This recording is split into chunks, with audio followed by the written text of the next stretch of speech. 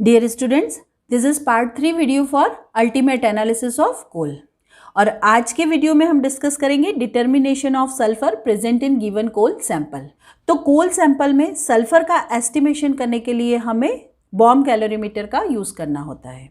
तो सबसे पहले हम एक नोन अमाउंट में कोल सैंपल को क्रूसिबल में लेंगे and this crucible is placed inside the bomb of bomb calorimeter. इस क्रूसिबल को हम बॉम कैलोरीमीटर के बॉम में प्लेस करेंगे। After this we take known amount of distil water in bomb. Bomb में हम नोन अमाउंट में डिस्टिल वाटर लेंगे। इसके बाद हम बॉम के लिड को क्लोज करेंगे और उसमें ऑक्सीजन फिल करेंगे। ऑक्सीजन फिल करने के बाद ऑक्सीजन की प्रेजेंस में इस कोल का कंबशन होगा। सो coal sample is burnt completely in presence of oxygen. After complete combustion of coal sample, water and washing of bomb is collected. जब coal sample का combustion complete हो जाएगा तब जो वाटर हमने बॉम्ब में लिया था हम उसे कलेक्ट करेंगे और वाटर कलेक्ट करने के बाद फिर से थोड़ा सा डिस्टिल वाटर हम बॉम्ब में डालेंगे और इस वॉशिंग को भी इस वाटर में ऐड कर देंगे। बॉम्ब की वॉशिंग को हम इसलिए कलेक्ट कर रहे हैं ताकि कुछ भी अमाउंट में अगर H2SO4 बॉम्ब के वॉल से स्टिक किया हुआ रह जाए तो वो भी इस वॉशिंग के साथ हमें मिल जाए। तो इसीलिए वाटर और वॉशिंग इन दोनों को हम मिक्स कर लेते हैं और कलेक्टिवली इन दोनों को हम वॉशिंग बोलेंगे। अब जब इस कोल सैंपल का ऑक्सीजन की प्रेजेंस में कंप्लीट कंबशन हुआ है तो जितना भी सल्फर इस कोल सैंपल में प्रेजेंट होगा वो SO2 में कन्वर्ट हो जाएगा और ये जो SO2 फॉर्म हुआ है ये जो वाटर हमने बॉम्ब कैलोरीमीटर के बॉम्ब में लिया था उसमें डिसॉल्व होकर H2SO4 फॉर्म करेगा। So this sulphur reacts with oxygen and form SO2 and this SO2 is absorbed by water and ultimately we get this sulfuric acid। ये sulfuric acid हमें water और वॉशिंग में मिल जाएगा। अब ये वाटर और वॉशिंग जो हमने बॉम्ब कैलोरीमीटर से कलेक्ट की है इसमें हम बेरियम क्लोराइड सॉल्यूशन ऐड करेंगे। जब इस सल्फ्यूरिक एसिड में हम BaCl2 सॉल्यूशन ऐड करते हैं तो यहाँ पर BaSO4 के वाइट प्रेसिपिटेट का फॉर्मेशन होता है। अब जो BaSO4 के प्रेसिपिटेट हमें मिले हैं इन्हें हम फिल्टर करेंगे, वॉश करेंगे और इन्हें ड्राइनेस तक हीट करेंगे। उसके बाद हम इनका वेट लेंगे। वेट करने के बाद हम इन्हें फिर से हीट करेंगे और अगेन इनका वेट लेंगे। ये हीटिंग और वेइंग प्रोसेस हम तब तक कंटिन्यू करेंगे जब तक कि हमें BaSO4 प्रेसिपिटेट का एक कांस्टेंट वेट नहीं मिल जाता।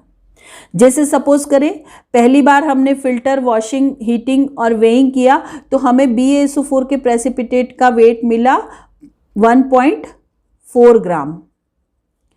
सेकेंड टाइम जब हमने इस प्रेसिपिटेट को फिर से हीट किया और उसका वेट किया तो सपोज करो वो हो गया 1.3 ग्राम। यहाँ पर हमें कांस्टेंट वेट नहीं मिला है तो हम इसे फिर से हीट करेंगे और इसकी फिर से वेइंग करेंगे। अब सपोज करें थर्ड टाइम में हमें मिल गया 1.3 ग्राम। अब हमें BaSO4 प्रेसिपिटेट का एक कांस्टेंट वेट मिल गया है। अब हम ये हीटिंग और वेइंग प्रोसेस को स्टॉप करेंगे। हमारे BaSO4 प्रेसिपिटेट का वेट हो गया 1.3 ग्राम।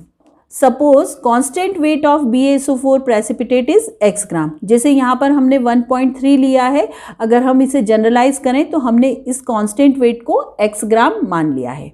अब हमें ये पता है कि BaSO4 का वेट कितना होता है 233 ग्राम और इस 233 ग्राम में सल्फर का वेट कितना होता है 32 gram. So 233 gram BaSO4 precipitate contains 32 gram sulphur, ये फिक्स है। तो x ग्राम प्रेसिपिटेट हमें मिले हैं। So x gram BaSO4 precipitate contains 32 by 233 into x gram sulphur. तो इतना सल्फर हमें BaSO4 के x ग्राम प्रेसिपिटेट से मिलेगा। सपोज इसे कैलकुलेट करने के बाद हमें मिला y ग्राम, तो ये y gram sulphur x gram BaSO4 precipitate में प्रेजेंट होगा। Now weight of coal sample taken is W। Suppose हमने जो कोल सैंपल का वेट लिया है वो W ग्राम है, ये 1 ग्राम हो सकता है, 2 ग्राम हो सकता है, 1.5 ग्राम हो सकता है, कुछ भी हो सकता है, इसे हमने W ग्राम मान लिया है। Now this W gram coal contains 32/233 into x gram sulphur, जो कि हमने यहाँ पर y से रिप्रेजेंट किया है। तो ये अमाउंट में सल्फर इस W ग्राम कोल में प्रेजेंट होगा।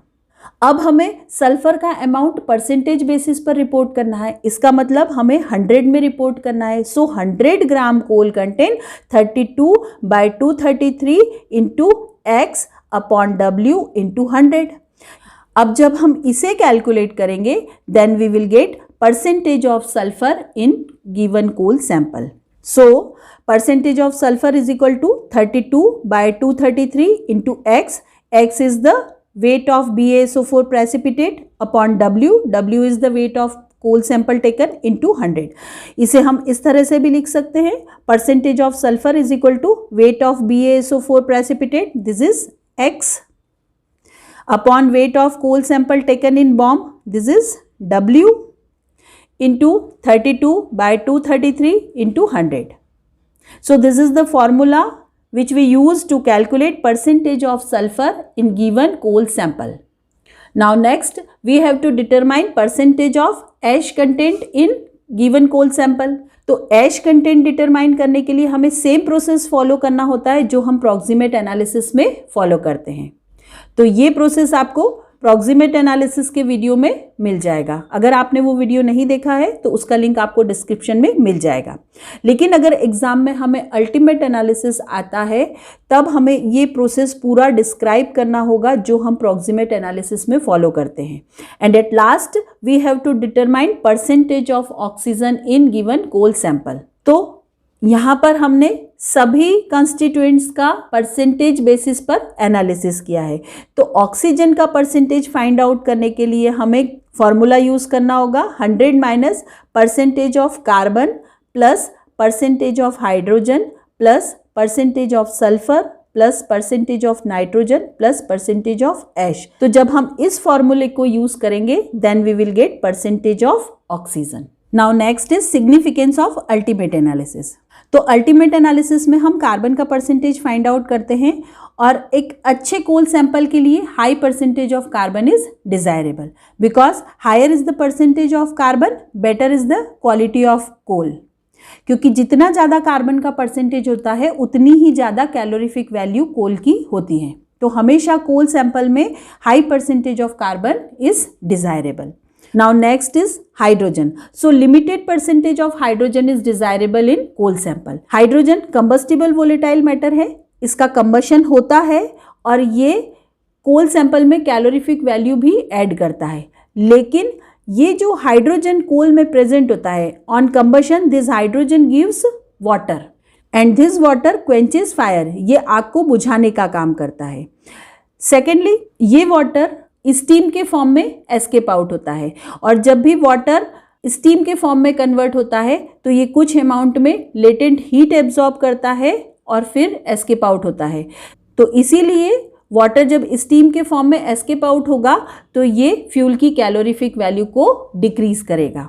Now next low percentage of nitrogen is desirable. Nitrogen is non-combustible volatile matter but it occupy space in coal and it increases storage cost, transportation cost।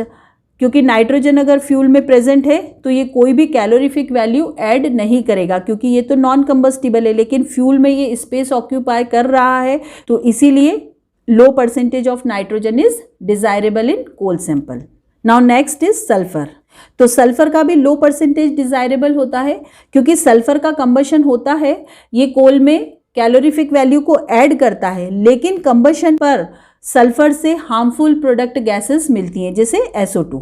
तो ये acidic gases होती है और pollution causing gas होती है।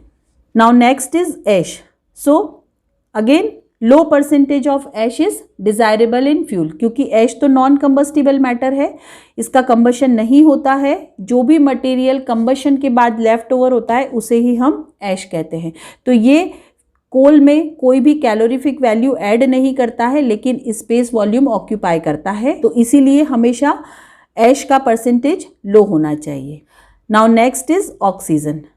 सो लो percentage of oxygen is desirable in fuel, क्योंकि oxygen अगर fuel में प्रेजेंट होता है तो ये ऑक्सीजन फ्यूल में प्रेजेंट हाइड्रोजन के साथ कंबाइन होके वाटर फॉर्म कर लेता है और it increases inherent moisture content of coal. ये जो कोल में मॉइस्चर कंटेंट है उसको इंक्रीज करता है और इसीलिए it decreases calorific value of coal. तो ऑक्सीजन का परसेंटेज भी लो डिजायरेबल होता है। So this is all about determination of sulphur, ash, oxygen in coal sample and significance of ultimate analysis.